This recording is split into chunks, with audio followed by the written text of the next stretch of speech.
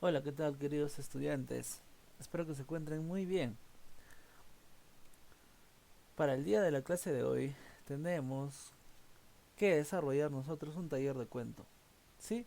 A partir de ahora vamos a reforzar los conocimientos que nosotros hemos adquirido, ¿sí? Con respecto a la teoría del cuento. Entonces te invito a que puedas tener en cuenta todas las recomendaciones que se van a desplegar en esta clase para poder crear nuestro cuento. Evidentemente, y esto es algo que lo tengo que decir desde ahora, un cuento no se hace en una semana, ¿correcto? Debemos de nosotros saber planificar nuestro tiempo, saber planificar los elementos del cuento y todo lo que tenga que ver con nuestro texto que vamos a empezar a hacer a partir de hoy. En ese sentido, entonces vamos a empezar ya recordando algunos conceptos y luego aplicando más adelante y cómo vamos a planificar todo para esta semana. Muy bien, entonces empezamos. Acá les he traído una lectura motivadora, ¿sí? Para que ustedes, de alguna manera, puedan verificar todos los elementos del cuento, como ya lo hemos hecho en las clases pasadas, y no solamente ahí, sino también lo vamos a hacer continuamente, ¿sí? Entonces leemos este cuento. El hombre se acuesta temprano, no puede conciliar el sueño, da vueltas, como es lógico, en la cama, se enreda entre las sábanas, enciende un cigarro, lee un poco, vuelve a apagar la luz, pero no puede dormirse. A las 3 de la madrugada se levanta, despierta al amigo de al lado y le confía que no puede dormir. Le pide consejo. El amigo le aconseja que haga un pequeño paseo a fin de cansarse un poco, que enseguida tome una taza de tilo y que apague la luz. Hace todo, pero no puede dormir. Se vuelve a levantar. Esta vez acude al médico. Como siempre, sucede que el médico habla mucho, pero el hombre no se duerme. A las 6 de la mañana carga un revólver y se levanta a la tapa de los sesos. El hombre está muerto, pero no ha podido quedarse dormido. El insomnio es una cosa muy persistente. ¿Qué tal el cuento? ¿Les ha parecido sorprendente? ¿Les ha parecido atractivo? Sí. Como ustedes se han podido dar cuenta, no es necesario todavía que yo pueda escribir un cuento muy extenso, ¿correcto? Basta con que tenga esos elementos necesarios como para poder atraer a mi público, a mi lector, enredarlo en mi historia y luego sorprenderlo al final, como ustedes han podido observar. Y uno al final de leer este cuento se podrá preguntar, ¿no? ¿Qué pasó acá? Se mató y todavía sigue con insomnio. El muerto no puede dormir todavía, ¿no?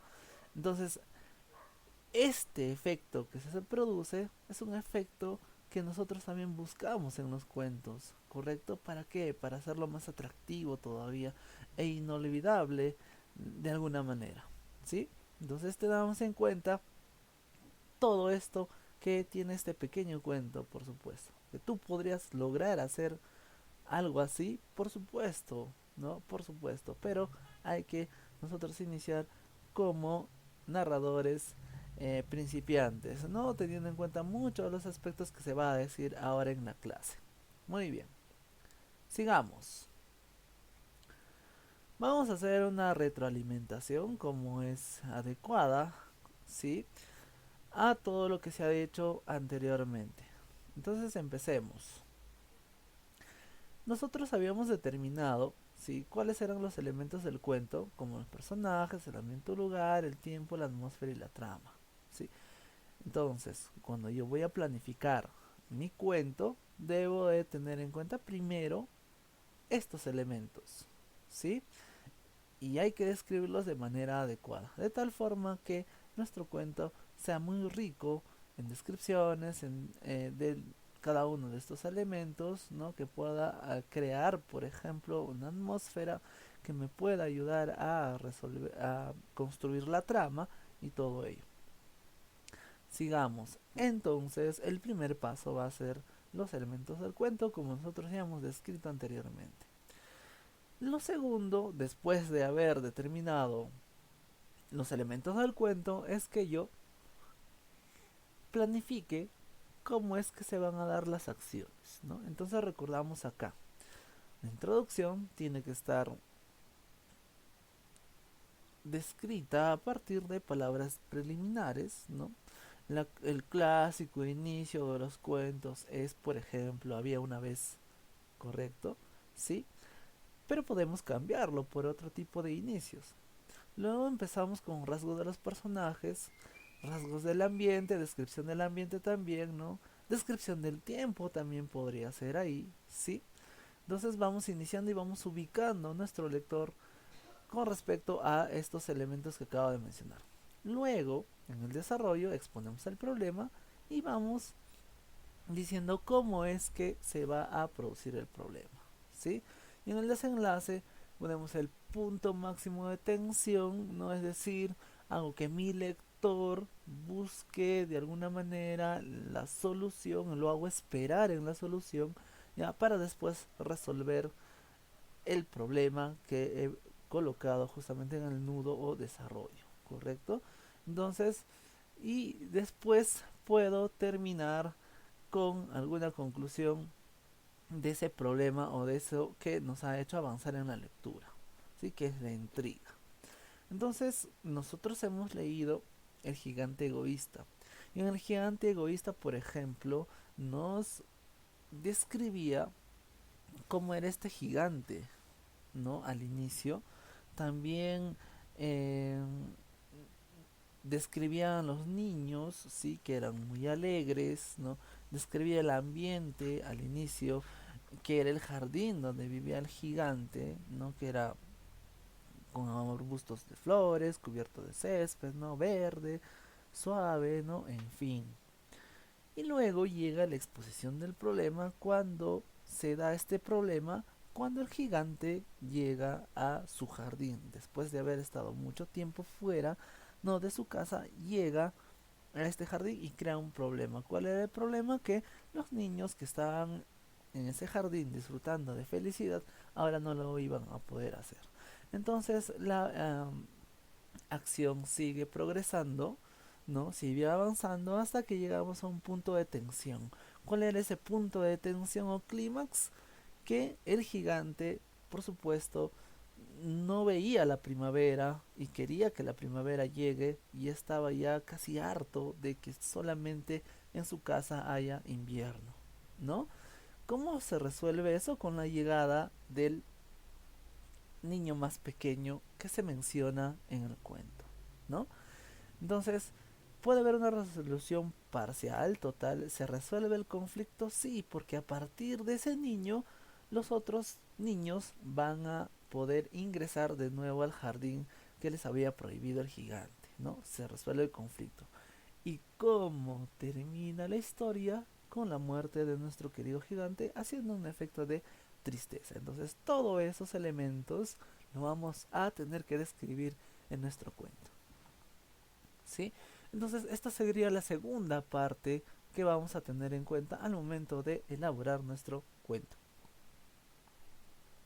Ahora vamos a describir cómo es que vamos a proceder. Pero antes vamos a tener algunos consejos de uno de los escritores muy famosos, ¿sí? A nivel de Hispanoamérica por lo menos, y que ha dejado muchas lecciones como de cómo hacer un cuento, ¿no? Julio Cortázar es muy conocido, sobre todo por su novela Rayuela, ¿sí? Donde él, por ejemplo, experimenta mucho en esta novela, eh, proponiéndonos dos formas de leer. Una forma que es la normal, que empezamos desde la página uno, y la otra forma que es la que él propone en el tablero que está en su novela, ¿no? Que lo hace más interesante todavía.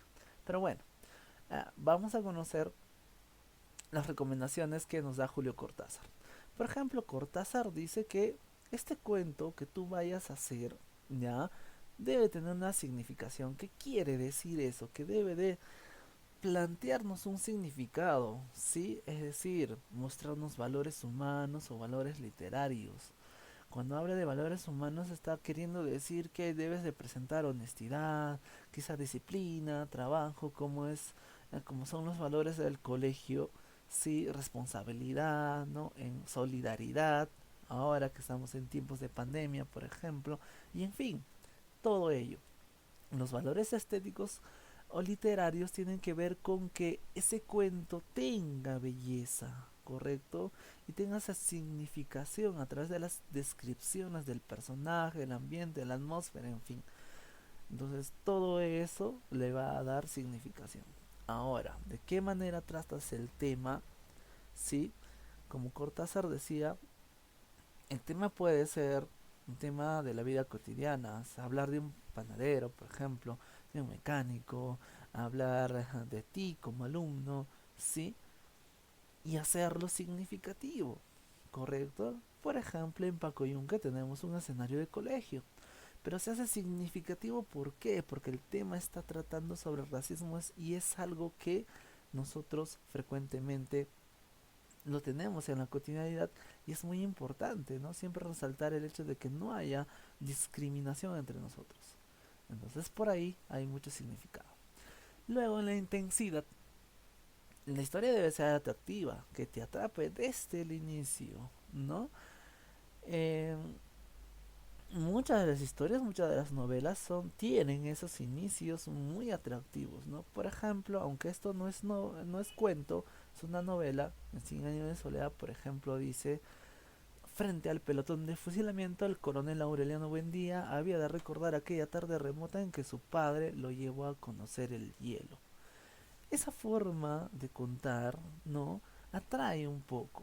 O como el inicio, por ejemplo, de Crónica de una muerte anunciada, que dice, ¿no?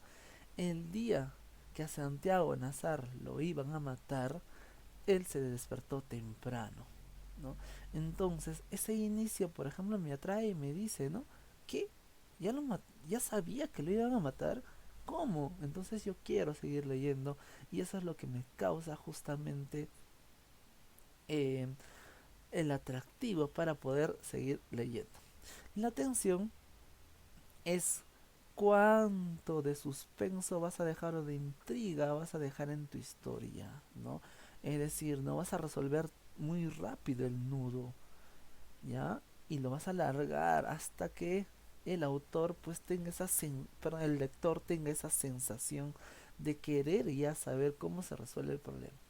Entonces en Crónica de una muerte anunciada sucede justamente eso, ¿no? Ya le planteé ya al lector que Santiago Nazar va a morir, entonces la novela se extiende mucho, ¿no? Y yo trato de buscar qué es lo que va a pasar con ese personaje, ¿no es cierto? Hasta que me voy a enterar más adelante. No se los cuento para que ustedes puedan leerlo en algún momento. Bien, sigamos. Luego de estas recomendaciones de Julio Cortázar, vamos a empezar entonces a planificar nuestro cuento. ¿Qué debo hacer primero? En los personajes, como ustedes ven, si tengo uno o dos, puede ser posible, ¿ya? En los personajes secundarios también igual, uno o dos. De las dos formas podría yo establecer o equilibrar, ¿no? Si tengo uno solo, un solo personaje principal, tengo un solo personaje secundario, tengo dos personajes. Pero debo de tener en cuenta que los cuentos no tienen muchos personajes, ¿no? Entonces estaríamos hablando más o menos de como máximo cinco personajes con los cuales estaríamos trabajando. Muy bien, sigamos. Entonces yo debo de describir cosas como o aspectos como cómo se llama, qué edad tiene, con quién y dónde vive, a qué se dedica, qué es lo que más le gusta, qué es lo que más aborrece, cómo se viste, cuál es el sueño de su vida. Ojo que no es necesario que tú describas todo, pero algo debe de tener, por lo menos tres o cuatro detalles de estas orientaciones que te estoy dando, ¿sí? Entonces mi personaje podría decir que le gusta el campo, ¿no? Le gusta caminar mucho por el campo, o es una persona taciturna, triste, parca, que siempre eh, está en los parques solo, ¿no? En fin. Entonces puedo describir de esa manera. Ya son solamente indicaciones que podrías tener en cuenta para poder desarrollar un cuento. Luego sigamos. Un ejemplo es el que tenemos acá. María, voy a hacerlo de esta forma. Ya es alta, delgada, pelo castaño y largo, elegante, impecable, pantalón sencillo, camisa, polo celeste, zapatillas deportivas blancas. He descrito todo esto. ¿Cómo le incluiría en mi narración? De la siguiente manera.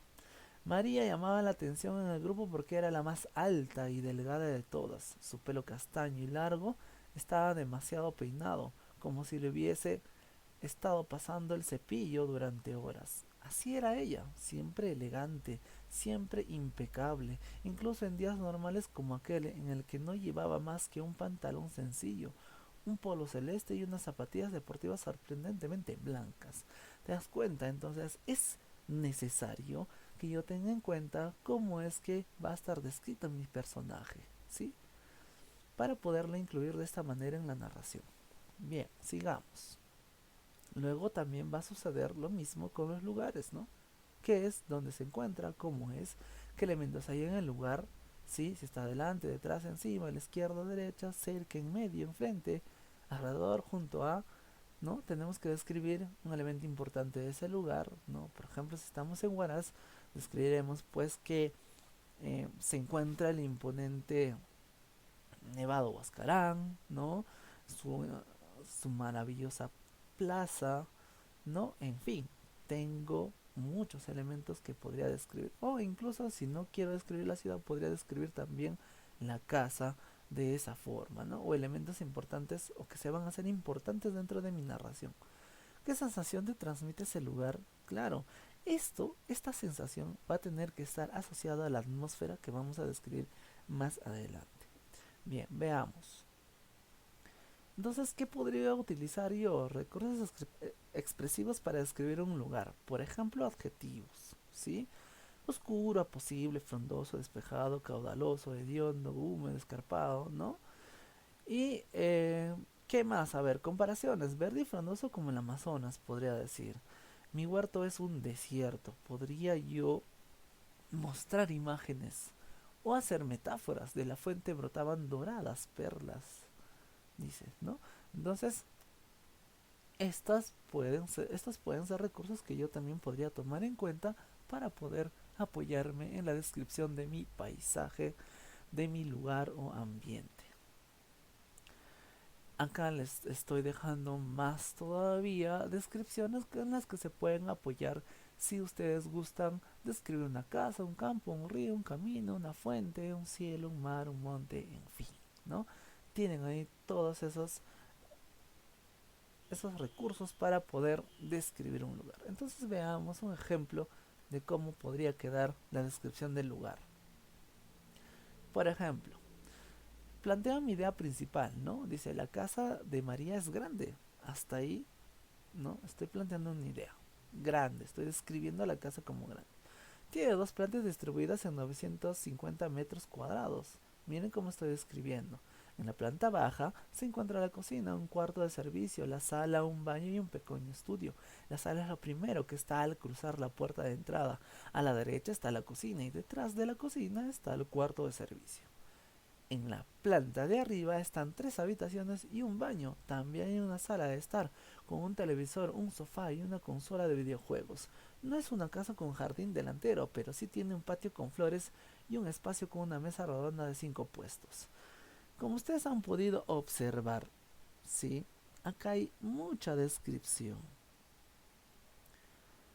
Se está describiendo en forma detallada. Ahora, ¿tú vas a hacer lo mismo? Quizás sí, quizás no. Quizás no necesites tanta descripción. Pero lo que sí debe de estar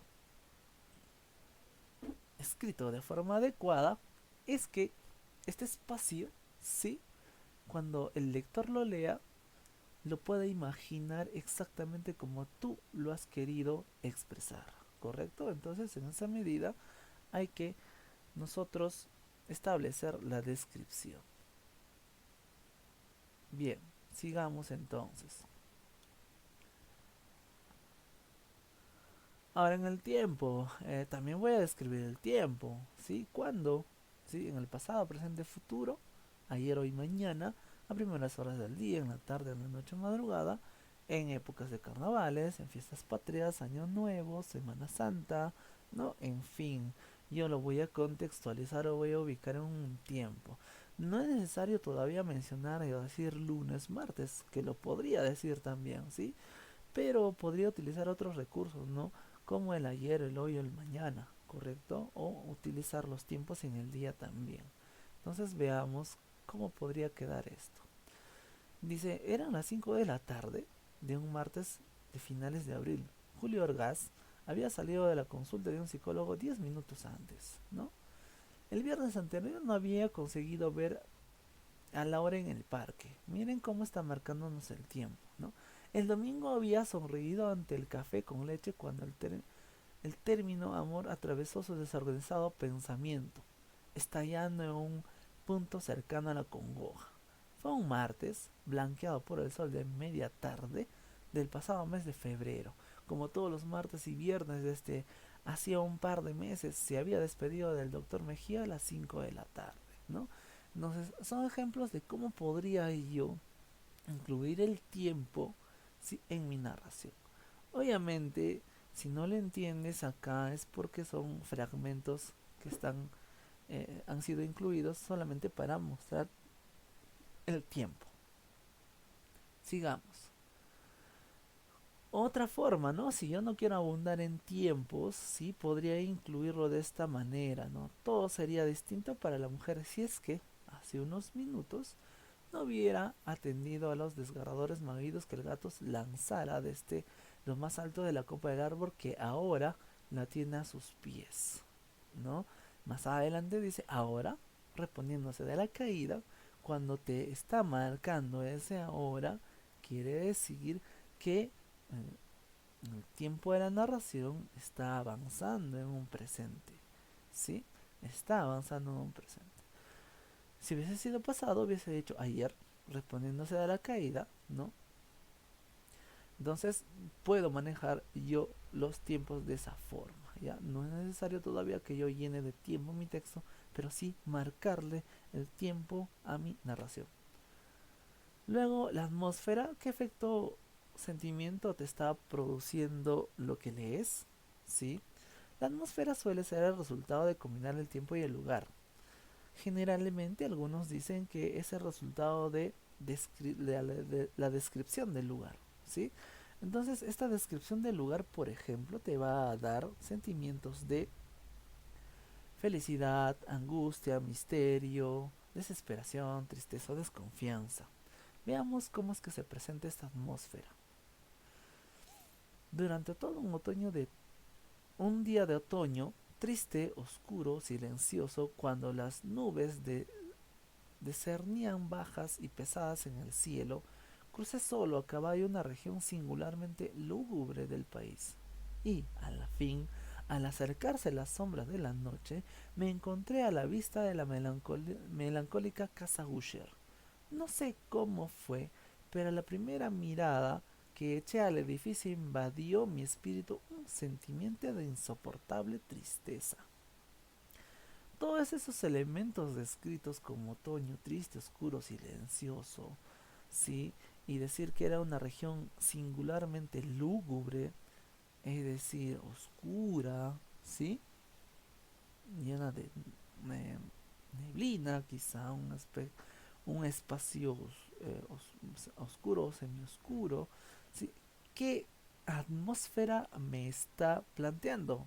Una atmósfera de sentimiento insoportable de tristeza, dice el narrador. Entonces, como ustedes han podido observar, es vital, es importante que ustedes puedan describir, ¿sí?, el tiempo, como le está diciendo ahí en otoño, ¿sí? Otoño, ojo, ¿sí? El otoño es un indicativo ya de decadencia de la vida, por ejemplo, ¿sí? Y lo otro que debemos tener en cuenta es la descripción del lugar que se está haciendo también. ¿no? Entonces, esos dos elementos se podrían juntar para yo poder desplegar la atmósfera. Bien, hasta aquí el video, y si tienen una consulta lo vamos a hacer en reforzamiento que tenemos en la clase, ya como saben ustedes, en todas las semanas. Espero que te haya gustado el video, espero que te haya gustado la clase también de cómo realizar el cuento. Ojo que esta es la primera parte de la planificación del cuento, y luego vamos a ver cómo desarrollar el inicio, el nudo y el desenlace. Entonces, nos vemos en otra video clase y espero que haya sido de tu agrado. Hasta pronto, queridos estudiantes, y los espero en la clase de reforzamiento.